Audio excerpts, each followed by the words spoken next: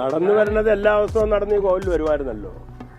എല്ലാ ദിവസവും വൈകുന്നേരം അദ്ദേഹം നടന്ന് വടിയൊക്കെ ഊന്നിയാണെങ്കിലും ദർശനത്തിന്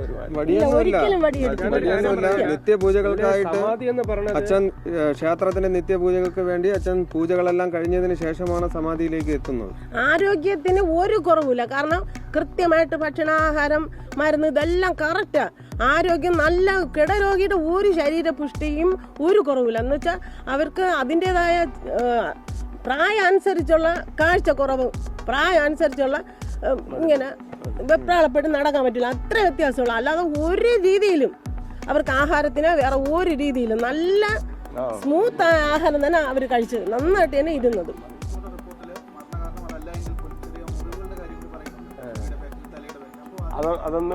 ശിവന് കൈലാസമതാ ഈ സത്യസന്ധത മാത്രം, അതും ബാക്കില് ഒരിക്കലും ഒരു കൊതു കടിക്കാനാണ് ഞങ്ങൾ അനുവദിച്ചിട്ട്. അത്ര നല്ല രീതിയിലാണ്.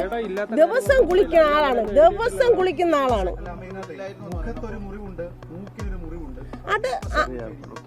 അത് ഈ പണ്ട് ഇങ്ങനെ എന്തോ ഇവിടെ തട്ടി ചെറിയ ഒരു തഴമ്പാണത്, മുറിവല്ല. അത് എന്തോ ഈ ഒരിക്കലും ഇല്ല. ഭഗവാന്റെ മുമ്പ് ഞങ്ങൾക്ക് ഒരു കള്ളം പറയേണ്ട ആവശ്യമില്ല. കാരണം ഈ നിൽക്കുന്ന നിങ്ങൾക്കും എനിക്കും എല്ലാം തരുന്ന ഉയിര് തരുന്ന ഭഗവാനാണ്. ഈ മഹാദേവന്റെ നടയിൽ ഞങ്ങൾക്ക് സത്യമേ പറയാൻ പറ്റുള്ളൂ. അല്ലെങ്കിൽ ഭഗവാൻ ഇതിനു മുമ്പ് ഞങ്ങളെ കൊല്ലുവാണ്. ചെയ്യാൻ പറ്റുള്ളൂ. എല്ലാം സത്യമായിട്ട് ഈശ്വരന്റെ മുമ്പ് ഒരിക്കലും തൊട്ട് താഴെ there was no injury to deeper structures including skeleton. അത് കൃത്യമായിട്ട് പറഞ്ഞത്. there was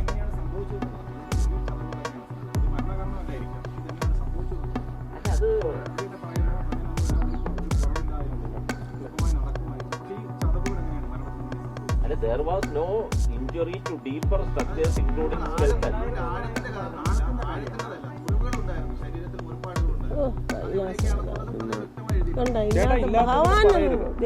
ഒരിക്കലും പറയരുത്. എല്ലാവരും ചോദിക്കണേ.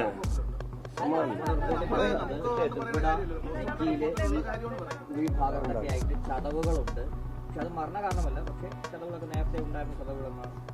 ചെവിട്ട് തൊഴിലാളിയാണ്, കൂലിപ്പണിക്കാരാണ്, ഒരു കൂലിപ്പണി വിറവ് മുറിക്കുന്ന ആളാണ്, മരം തടിയെടുത്ത് ചുമന്ന് ആ ക്ഷേത്രമാണ്. നിങ്ങൾക്ക് ഒന്നും പറഞ്ഞാൽ മനസ്സിലാവില്ല. ഹിന്ദു ധർമ്മം, സനാതന ധർമ്മം നിലനിർത്തി നിങ്ങൾ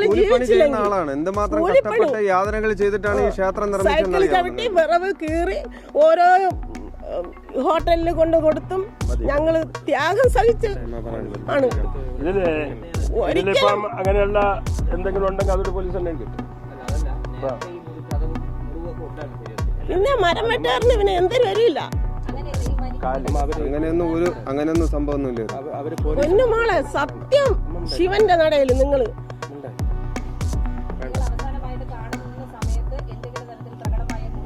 ഇഷ്ടം കൈലാസം. ഞാനൊരു കാര്യം പറഞ്ഞുതരാം. ഇതിലിപ്പോ എല്ലാവരും ചോദിക്കുന്നുണ്ട്, സമാധി എന്ന് പറയുന്നത് എല്ലാവർക്കും സാധ്യമായിട്ടുള്ള സംഭവമല്ല. കാര്യം എന്ന് പറഞ്ഞു കഴിഞ്ഞാല് ഭക്തി മാർഗത്തിലുള്ളതാണ് സമാധി. എത്ര വർഷം കൊണ്ട് അച്ഛൻ ഈ സന്യാസ ജീവിതത്തിലേക്ക് പോയിക്കൊണ്ടിരിക്കുന്നതാണ്. അവർക്ക് മാത്രമേ ഈ സമാധി എന്ന് പറഞ്ഞത് ആകാൻ സാധ്യതയുള്ളൂ. പക്ഷെ അത് എല്ലാവരെ കൊണ്ടും സമാധി ആകാനായിട്ട് സാധിക്കുകയില്ല. അത് ധ്യാനത്തിൽ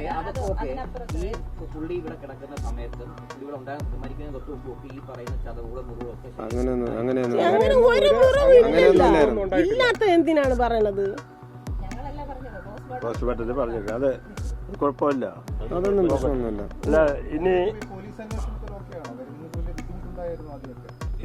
അതെല്ലാം നമുക്ക് ഭഗവാന്റെ കാര്യങ്ങൾ നോക്കി ജീവിക്കണം, കഷ്ടപ്പെട്ട് ജീവിക്കുന്നത് നമുക്ക് ഒരു ബുദ്ധിമുട്ടും നമുക്ക് ഇതുവരെയും തോന്നിയിട്ടില്ല. കൈലാസം അത് എല്ലാത്തിനും ഞങ്ങളെ സത്യത്തിന് കൂടെ ഉണ്ടായിരുന്നു. അത്ര ഇനിയുള്ള അന്വേഷണത്തിനും അവർ സഹകരിക്കും. അതെ, എന്തെങ്കിലും ഉണ്ടെങ്കിലും പുറത്തു വരട്ടെ. പിന്നെ ഇല്ലാത്ത വാർത്ത പറഞ്ഞ് ഭഗവാന്റെ മുമ്പ് വിജയിക്കാൻ ആർക്കും സാധിക്കില്ല. സത്യമാണ് ഇവിടെ. നടന്നില്ല.